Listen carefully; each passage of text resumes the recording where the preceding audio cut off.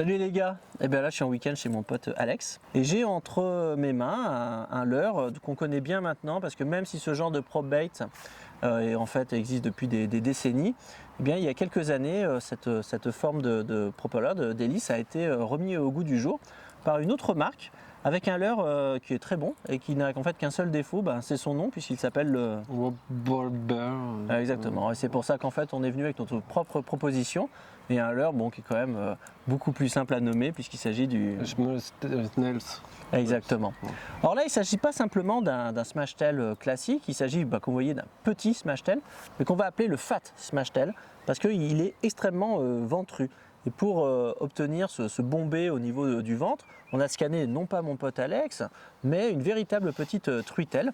Et on l'a ramené sur un corps de 12 grammes pour 8 cm. Donc vous voyez que c'est un prop bait quasiment finesse et qui est vraiment sympa. Alors en deux mots, pour vous le présenter, tous les prop baits d'une manière générale fonctionnent très bien en récupération linéaire sur l'onde tout doucement. Mais évidemment, surtout par basse luminosité. Le smasher justement un petit coup, mettre un petit coup de twitch pour le faire splasher, permet d'appeler les poissons, c'est pas mal. Et puis enfin dernier conseil, parce que je le vois souvent, par exemple pour des poissons comme le black bass, il n'est pas inutile de laisser passer l'onde une fois qu'il est tombé sur l'eau avant de démarrer sa récupération. Donc c'est pas des leurres qui sont uniquement dédiés au power fishing ou qui marchent comme ça juste par la magie de leur conception. Non, il y a un petit peu d'approche différenciée à faire en fonction des espèces.